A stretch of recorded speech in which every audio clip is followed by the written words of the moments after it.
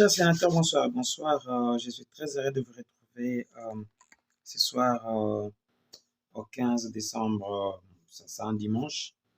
On voulait bien faire cette vidéo bien un peu plus tôt, mais malheureusement, on était aussi embouté dans des petits problèmes techniques surtout. Alors on s'est dit, tant mieux fixer tout et parler avec nos sénateurs et sénatrices ce soir. Très heureux d'habitude, comme d'habitude, je suis vraiment très heureux de vous retrouver. Vous savez, pour moi, c'est toujours un honneur de parler avec vous, c'est de communiquer avec vous, même si beaucoup d'entre vous, en fait, peu d'entre vous, désolé, ne partagent pas nos avis, là on les sent, mais on n'a pas le choix. Nous, c'est pas l'évangile.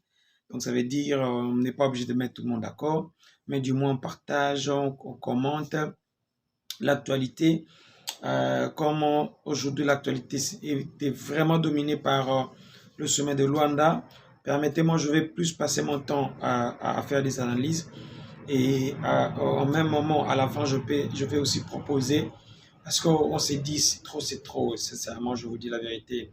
Trop, c'est trop, parce que je ne sais pas, est-ce que les gens comprennent les choses ou comment? Est-ce que Batbazo Yeba, d'abord de un, désolé, j'étais membre d'un syndicat là où je travaille à Kinshasa, je ne sais pas le nom, c'est pas important. Il y a une chose que j'ai appris et je l'applique parce que chaque jour là où je pars et à tout moment ça marche. Très chers amis, lorsque vous négociez quelque chose, je parle de ces principes-là, vous négociez quelque chose, ne vous attendez pas que non, la partie adverse va vous donner à 100%. La partie adverse va admettre ou bien va accepter toutes vos propositions. Non. La partie adverse souvent vient avec des contre-propositions. Mais du moins, avec un pourcentage très faible, il accepte quand même le peu que vous lui avez proposé.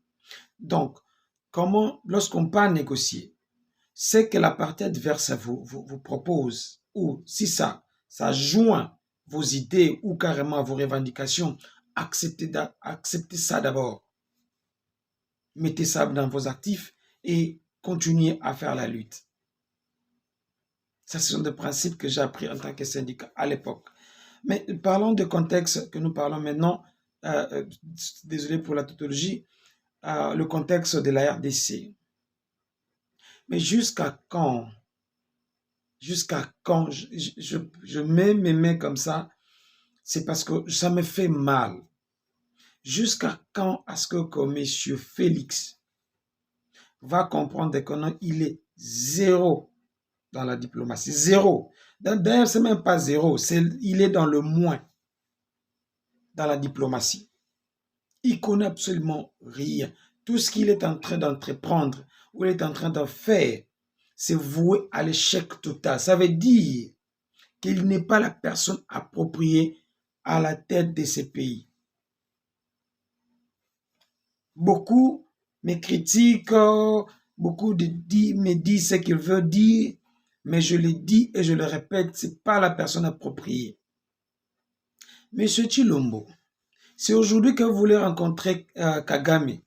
Vous avez dit une fois, j'ai la vidéo mais je ne peux pas le mettre parce que, désolé, j'ai beaucoup de plaintes venant de YouTube en disant que non, beaucoup de vidéos que j'avais mis auparavant, il y a d'autres personnes qui les avaient mis, alors YouTube n'aime pas le plagiat et tout. Alors je me permets de ne plus mettre certaines vidéos, à moins que je vérifie d'abord si réellement personne ne l'a mis avant moi. Mais ce Tshilombo, tout le monde le sait, il avait dit que nous, il va rencontrer M. Kagame au ciel. Et j'ai suivi l'un de ces communicateurs qui dira que non, Luanda n'est pas le ciel, alors le Rwanda n'est pas prêt à rencontrer, ou carrément, M. Kagame n'est pas prêt à rencontrer M. Félix, parce que selon lui, il devait se rencontrer simplement au ciel. Alors Kagame veut respecter ou faire respecter la parole de M. Kagame. Écoutez, je ne suis pas d'accord, je ne suis pas content si mon pays n'est pas calme. Ne pensez pas que non, l'échec de la paix, ça m'arrange, ou je fais une fête. Non, je ne fais pas une fête. Ça ne m'arrange pas. C'est simplement, j'ai mal pour mes frères et sœurs qui meurent chaque jour et que je suis dans l'impuissance de faire quoi que ce soit. La diplomatie que M. Félix a toujours vantée, c'est une diplomatie qui n'a jamais payé. M. Félix se permet de débourser des millions de dollars de la caisse de l'État, du contribuable congolais, pour faire le voyage pour faire le voyage à Luanda, pour faire le tourisme, pas le voyage, le tourisme à Luanda. Alors qu'à la dernière minute, le Rwanda avait fait notifier à l'Angola que non, nous ne serons pas là. Nous ne serons pas là parce qu'il y a des revendications X et Y que la partie congolaise avait accepté auparavant, mais qui, à la dernière minute, a régné ou carrément a refusé. Je l'ai dit et je le répète, la RDC ne peut pas négocier avec le Rwanda parce que c'est pas officiellement, c'est pas le Rwanda qui nous agresse. Les Anglais disent you must be skellum. Skellum veut dire tu dois être malin. Je me rappelle encore hier, lorsque je suivais le discours de M. Corneille Nangaa, il dira que non, tout ce qui s'est fait à Luanda, si lui n'est pas concerné, ça veut dire qu'il n'y aura pas cessez-le-feu. Il ne faut pas tenir compte des cessez-le-feu ou carrément des replis de AFC si Alliance de Franco-Fleuve, si c'est quoi, je ne sais même pas le nom, si il n'est pas inclus. C'est un principe. C'est un principe diplomatique. Moi, je sais que non. Écoutez, je donne un exemple de la Russie. Tout le monde sait que la Russie ne se bat pas contre l'Ukraine. La Russie se bat contre l'OTAN. Mais la Russie est tellement rusée, il n'attaque pas l'OTAN. Il n'attaque pas les États-Unis. Il ne fait même pas mention à ça. Lui, il attaque cette marionnette-là. J'avais dit à la fin, j'aurais à proposer, mais je ne suis pas encore à la fin, mais une idée m'est venue en tête. Moi, qui vous parle maintenant là, si je devais donner un avis par rapport à ces problèmes, la personne qui devait attaquer, c'est bien le M23. Voilà une honte qu'on a eue avec votre diplomatie agissante, votre diplomatie de béton, tout ça. Où en sommes-nous? Où en sommes-nous? Maintenant, là, l'argent des contrôleurs congolais est parti. Parce que, pourquoi? Parce qu'ils voulaient faire le tourisme. J'ai suivi notre ministère des Affaires étrangères, le ministère de la Communication. Trop d'agitation, je vous dis, trop d'agitation. Pourquoi? Je me pose des questions. Le Rwanda, c'est un pays souverain. Je ne suis pas là pour faire l'apologie du Rwanda ou carrément défendre le Rwanda, mais c'est un pays souverain. Il a le droit de dire non ou oui à n'importe quel accord ou n'importe quel meeting, réunion. Ne pensez pas que non, s'il dit oui, même à la dernière minute, il ne peut pas dire non. Non, non, non. Ça ne se fait pas comme ça. Maintenant, aujourd'hui, on est milliers. Monsieur Tshilombo, écoutez-moi très bien, Monsieur Tshilombo. La RDC a besoin de faire une guerre directe vers le Rwanda. Je sais que non, il y aura beaucoup de gens qui vont dire, oh non, biso toza prêté, toza boye, peut-être patata, non, yo soki boye ya kosala guerre, tout ça. Sachez-le bien, je sais que cette question va arriver dans mes commentaires. Sachez-le que non, chacun de nous a son travail. Il y a des gens qui élaborent, il y a des gens qui exécutent. Donc, je ne suis pas obligé d'aller me battre pour mon pays physiquement. Je le fais aussi comme ça. Mais ce qui me concerne, mon opinion par rapport à cette crise ici, c'est que la RDC doit faire une guerre directe envers le Rwanda. Mais le problème, je me pose maintenant une question. Est-ce que cette guerre directe-là va être faite par messieurs? En fait, je reformule ma question. Est-ce que M. Félix aura le courage d'affronter le Rwanda directement?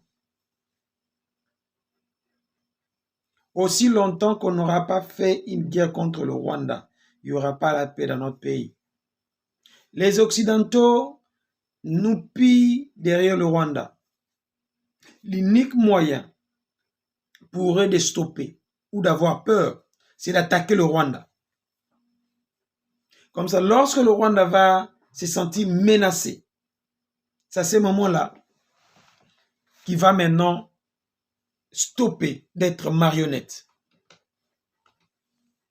Mais aussi longtemps qu'on est toujours dans les rébellions, parce que qu'est-ce qu'ils font en fait? C'est comme les États-Unis, pratiquement. Voilà un monsieur qui connaît la diplomatie.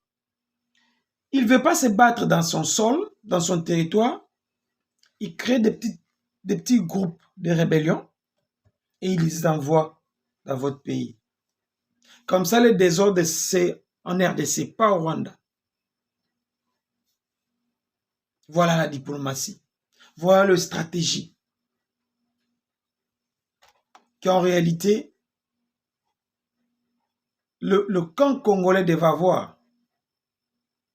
Parce que présentement, là, le camp congolais fait que riposter. En réalité, nous, on ne devait pas riposter, on devait attaquer. On devait attaquer. Parce que nous avons tous les atouts qui nous permettent d'être de bons et de bons attaquants. Mais là, nous sommes toujours dans le Basali Bisoboye, Nyonso Zafota Rwanda, on cherche des sanctions. Mais messieurs, là, cette ministre des Affaires étrangères, cette dame-là, dites-moi un peu, qu'est-ce que les sanctions ont apporté dans le pays du tiers-monde, en fait, dans d'autres pays, si je peux les dénommer ainsi. Qu'est-ce que les sanctions vont... Le Rwanda joue la grande carte, la haute carte. Il ne joue pas les petites cartes, là, comme le 3, le 4. Lui joue le jonqueur. Il sait où toucher. Parce que moi, je me dis, un pays comme le Congo ne peut pas aller de meeting sur meeting, conciliabile, consensus, réunion, accord, tout ça. Non, non, on n'a pas besoin de ça. Nous avons besoin d'un leader à la tête de notre pays qui sait prendre ses responsabilités, qui est prêt à donner de son sang, à mourir pour l'intégrité, pour la paix, pour le respect et pour la considération de notre pays.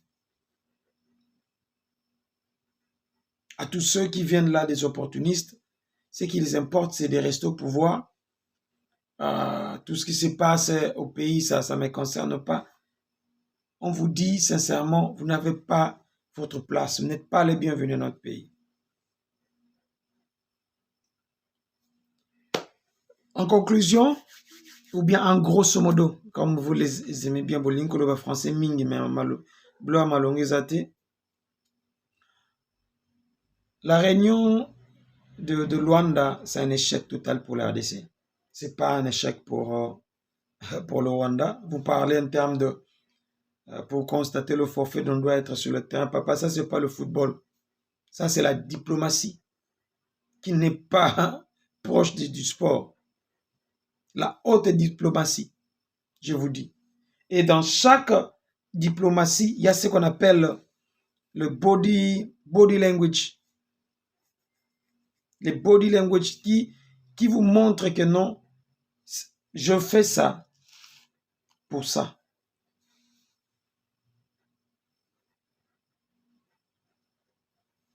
Ma proposition est celle d'attaquer le Rwanda. Finish and clear. Aussi longtemps on n'aura pas attaqué le Rwanda, ces pays-là n'auront pas la paix. Dieu bénisse le Congo. Et on est là, on continue à se battre.